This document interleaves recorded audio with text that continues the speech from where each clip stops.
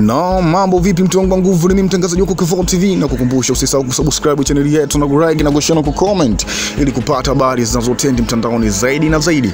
Bwana, habari kubwa inayotendi mtandaoni inamwangalia Pacome. Wengi tunajua Pacome ni mchezaji wa Young Africa ambaye anafanya vizuri kwa sasa hivi katika timu ya Young Africa. Ni mchezaji ambaye anategemewa sana, ni mchezaji ambaye hawaambiwi kitu, mashabiki wanamuelewa kinoma noma, ni mchezaji ambaye kiukweli ni kipenzi cha wana Young Africa.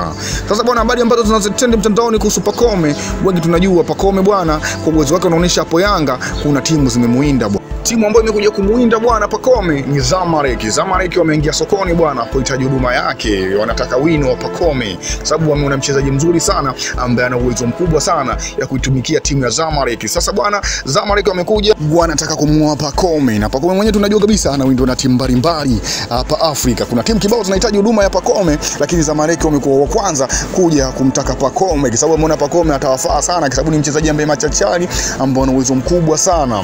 Na yeye Pacome mwenyewe tunavyoona kabisa msimu huu bwana utakuwa ni msimu wa mwisho kwake kutumikia Young Africa, kwa sababu ni mchezaji ambaye ana uwezo mkubwa sana na wachezaji wachache sana wenye uwezo mkubwa wa kuibeba timu. Tukiangalia Pacome bwana anahusika kwa kila jambo katika timu ya Young Africa. Ukisikia Yanga kashinda lazima utasikia tu Pacome katoa assist au kashinda. Kwa hiyo ni mchezaji ambaye ana uwezo mkubwa sana. Kwa hiyo bwana Pacome akiondoka hapo Yanga itakuwa ni majonzi, kwa sababu ni mchezaji ambaye ana uwezo mkubwa sana na Yanga wanamtegemea ile mbaya. Ni mchezaji ambaye ana kipaji kikubwa sana.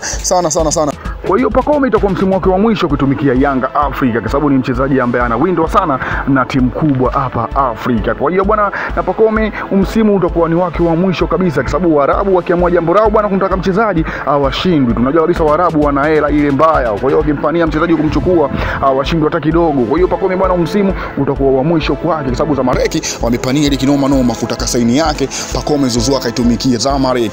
Kwa mambo ni mengi mtu wangu nguvu, na kukumbusha usisahau kusubscribe channel yetu na kulike na kushare na kucomment ili kupata habari zinazotendi mtandaoni zaidi na zaidi. Yangu ni mtu wangu nguvu, asante sana.